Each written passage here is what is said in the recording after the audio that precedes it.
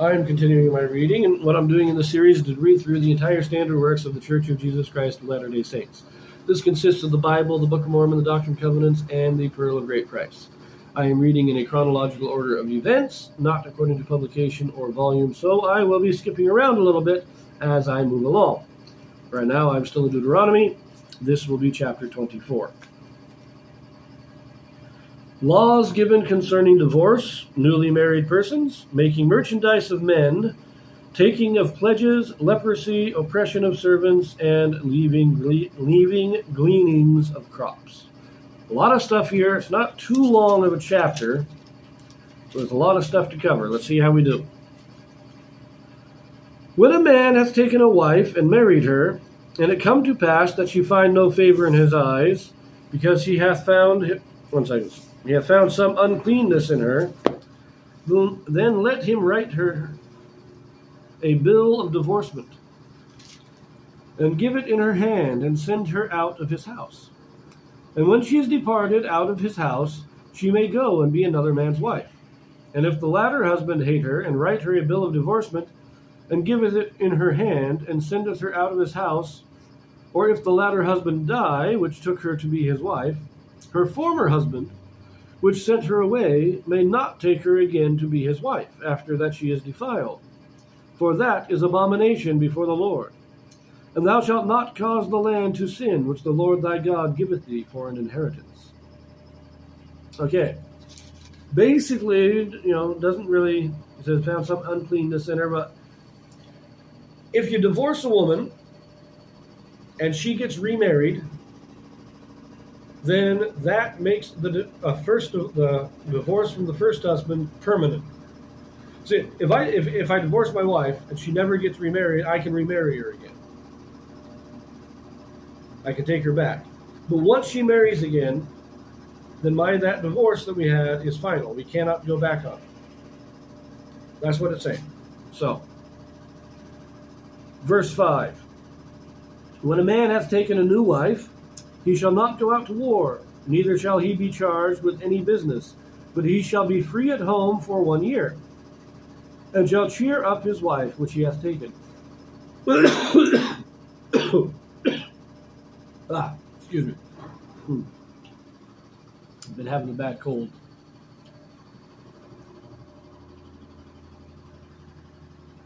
Okay.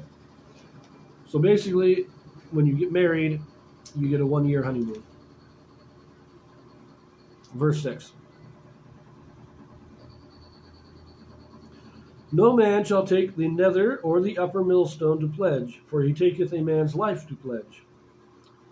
If a man be found stealing the millstone, that's what you use to grind grain and flour. You can't, what they're saying, and it's not the millstone that's necessarily the important part. What's important is that you can't take a man's means of making money as collateral for a loan. So, for instance, I do grocery delivering as my job. If this law was enforced today, then a bank could not give me a loan using my car as collateral, because my car is how I make my money. That's what that's saying. Okay. Verse 7. If a man be found stealing any of his brethren of the children of Israel, and maketh merchandise of him, or selleth him, then that thief shall die, and thou shalt put evil away from among you. So, now remember, the law of Moses does condone certain forms of slavery. We've gone over that before. This is saying you can't go out and do a slave raid. You can't go out with the purpose of taking people to sell into slavery.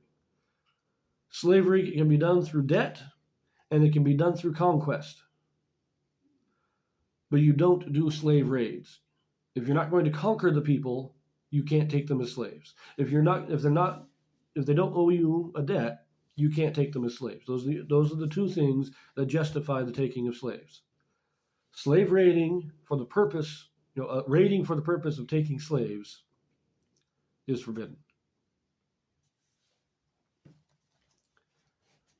Verse 8.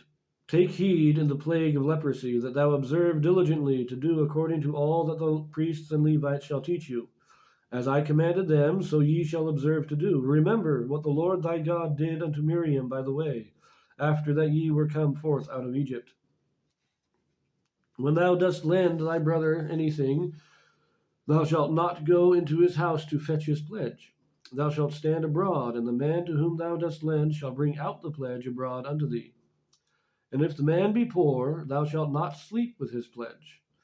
In any case, thou shalt deliver him the pledge again when the sun goeth down, that he may sleep in his own raiment, and bless thee. And it shall be righteousness unto thee before the Lord thy God. Okay, so what this is saying here, a pledge is collateral. I'm going to loan you something, but you're going to show me, you're going to put something up as a, if I can't pay you the money back, then I will give you this instead. You can't go in their house to inspect it. They have to bring it out for you to inspect. You can hold on to it during the day, but you give it back to them at night. And then if they can't, when they can't fulfill the pledge, when they can't pay back the loan, then is when you can take it. But you can't take it from them before. Pause just 1 second here, if you will.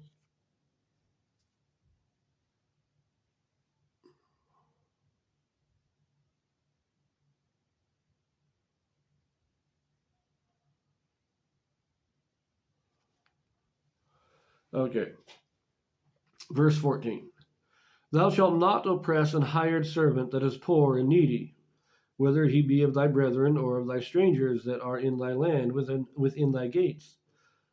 At his day thou shalt give him his hire, neither shall the sun go down upon it, for he is poor, and setteth his heart upon it, lest he cry against thee unto the Lord, and it be sin unto thee.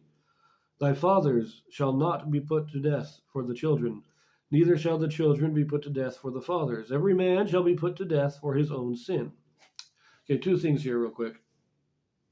Is that first, I like that you pay a person every day. Under the law of Moses, you didn't have weekly contracts or paid monthly or bi-monthly or anything like that. It was every day you got paid. Now, this wasn't necessarily for like business transactions where you were, I'll bring you my cattle and you pay me for it when I get it there. You don't need to pay me for every day. This is hired servants. This is like factory workers. This is household staff, maids and servants in the house. This is as a factory workers. These kind of things would have been paid on a daily basis, not on any other kind of transaction. Anyways, I also love verse 16. You can't punish somebody else for another person's act. Verse 17. Thou shalt not pervert the judgment of the stranger, nor of the fatherless, nor take a widow's raiment to pledge. But thou shalt remember that thou wast a bondman in Egypt, and the Lord thy God redeemed thee thence. Therefore I command thee to do this thing.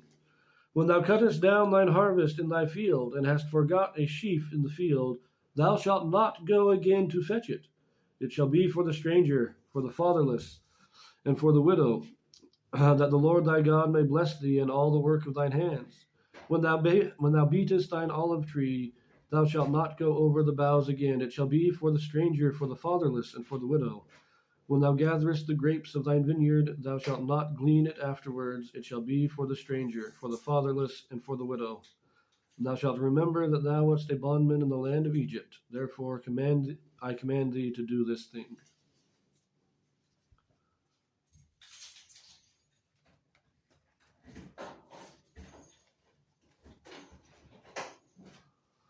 Yeah, this is just a review of the law of gleaning.